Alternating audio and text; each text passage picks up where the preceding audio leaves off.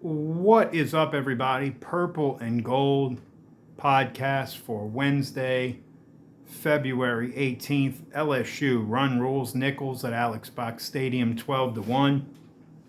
I am just back from the box, back in the Tiger Den in beautiful Des Allemands, St. Charles Parish, Louisiana. LSU got off to a hot start after Zach Cowan gave up a homer and 3 hits in the first inning. LSU scored 5 in the bottom of the first, highlighted by a Trent Caraway grand slam, put LSU ahead to stay 5-1. Tigers added a run in the second. They were up 6-1.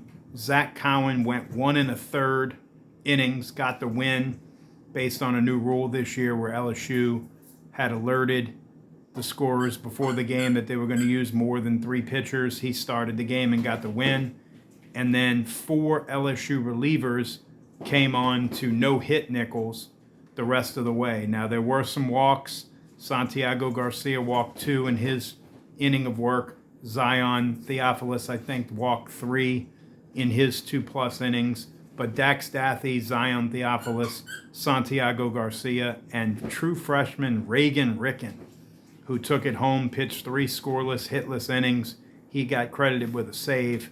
John Pearson walked it off with a 3-run homer out of the stadium over the bleachers and left to end the game. In the 8th inning, LSU wins 12-1. Tigers will board a plane tonight for Jacksonville, where we will learn, I think, a lot more about this LSU baseball team this weekend when they play 3 Power 4 schools. They'll play Indiana on Friday at 1 o'clock, Notre Dame on Saturday at 11 a.m. Central, and Central Florida, who lost a heartbreaker in 13 innings last night to Miami, on Sunday at 2 p.m. Overall thoughts on the day: I thought it was good for Theophilus and Reagan Ricken to get on the mound against a team that, quite frankly, was overmatched. And you get them in a low leverage situation, and you get their feet wet, because these are guys who, if you listen to Jay Johnson talk, he thinks they'll be big parts of the program the next 3 years. And these are guys who I think are capable of giving you some midweek outs. And in the case of Reagan Ricken, after what we saw today, maybe potentially giving you a weekend out or two. In an SEC situation, given the right environment, right? I don't know that Reagan Ricken would be in a 4-3 game, but if you're up 7-2 or you're down 7-2, and you wanted to try to squeeze a couple of outs or an inning out of someone on a weekend, he could be a guy that fits that mold. It was good to see Santiago Garcia get back out there. Again, it wasn't a clean inning. He did walk 2. He picked 1 guy off, but he looked overall a little bit better, again, against an overmatched team. But good to see him go out there and throw up a zero after giving up the 3 runs in the third of an inning in his LSU debut. He is a guy that LSU is going to need from the left side. He's got experience. He's closed games. He's pitched in big spots for Oregon. He's going to be a guy that LSU is going to need, so it was good to see him get out there and throw up a 0. And then, I was telling the folks I was at the game with today, my son and my father, I did not have Dax Dathey pitching twice in the first 5 days on my bingo card. They used him to get out of a jam on Saturday, and he did. And then he came out the next inning and couldn't quite finish it. And then they used him today after Cowan had given up a run in the first and gotten out of some traffic and had more guys on in the second. They used him to get out of a jam. Again, it reminds me a little bit of the way Jay Johnson and Nate Yeske used Connor Benj last year. Connor Benj started out, if you remember, in sort of that fireman role. And as the season wore on and his performance went down, he did not even have a role by the middle of SEC play. He didn't have a role.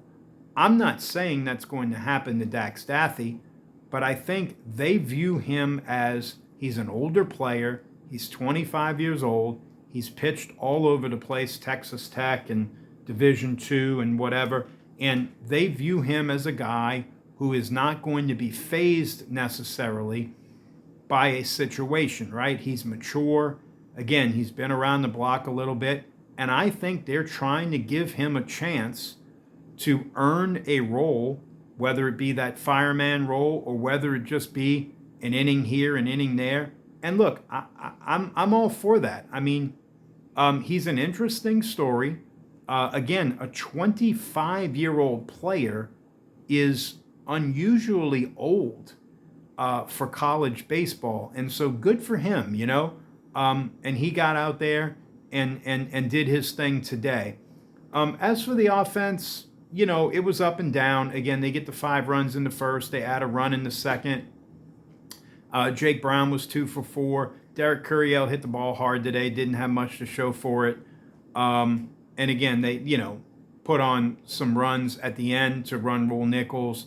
You know, John Pearson comes off the bench and hits the big 3-run homer for the run rule.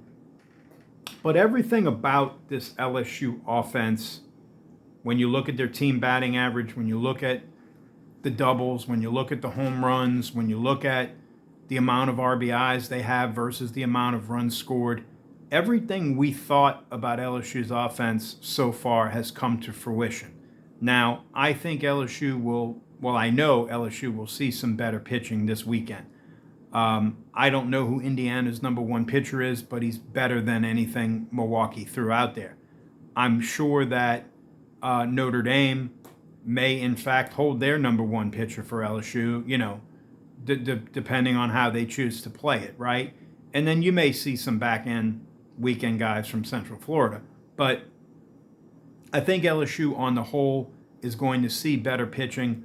But I also think LSU's offense has shown you this is a deep team, right? And they can match up. Mason Braun didn't have a great day today, but we saw him hit a 2-out, 2-strike, 3-run homer on Monday night to the opposite field.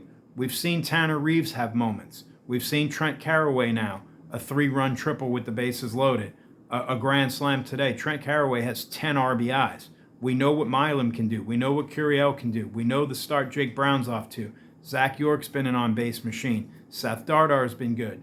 We believe Cade Arambidi will be good. Omar Cerna came off the bench today and got on base. So I think LSU has shown you they have matchup ability. Braden Simpson came in today in the 8th inning and hit a ringing double into the gap as a pinch hitter. I think they can match up righty-lefty. I think they can pinch hit in the middle of the game and match up. I think LSU's offense is deep and talented, and I think it's everything we thought it would be going into the season. But again, after these 5 games, now there's a little bit of a step up in competition, right? And you're going on the road. You're not in your own clubhouse. You're in a minor league stadium that no one's ever played in before. This is going to be a good environment for LSU this weekend. Whether they win all 3 or they don't, this is needed, I think, right now for this team to sort of branch out, spread their wings a little bit, right? And be able to match up against some better competition. You played the 5 games in 6 days. Just about every pitcher, maybe save for Benj, who you would have wanted to use, you did use. Benj was warming up when LSU scored and got the run rule today. So I think it's time, just like it was time for LSU to play a different team when last Friday came around. Jay Johnson said if they had another inter-squad scrimmage, there was going to be a mutiny. Just like it was time for them to play a different team on Friday, now I think it's time for them to step up in a new environment and play better teams. So we'll be back to talk about it tomorrow. We will have a preview of LSU and Ole Miss women's basketball tomorrow night. Very big game. Lady Tigers going on the road.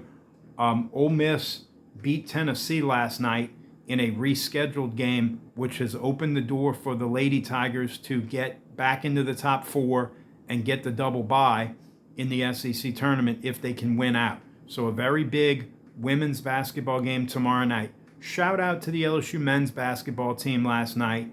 Lost a tough one on the road at Texas, 88-85. They were down 17. rather late in the first half, down 15 at halftime. Did come back, make a game of it, made a push. Max McKinnon had a big game. Jalen Reese played really well. Just couldn't get over the hump. They lose 88-85. Nothing's really changed on that front. We won't know anything about that until the end of the year. I did find it interesting. Verge Osbury went on Matt Moscona's show yesterday, and when Matt asked him a direct question about Matt McMahon and his future, Verge Osbury said at the end of the season, Dr. Roos, the chairman of the Board of Supervisors, that's what Verge Osbury said, which we now know is Lee Mallett, and he would get together and meet to discuss the LSU men's basketball program. I think you can take that to mean what I had alluded to here earlier. If you listen every day, shout out. And again, please like, subscribe, share. That Lee Mallett and Dr. Roos and Jeff Landry are going to run point on an attempt to bring Will Wade back here.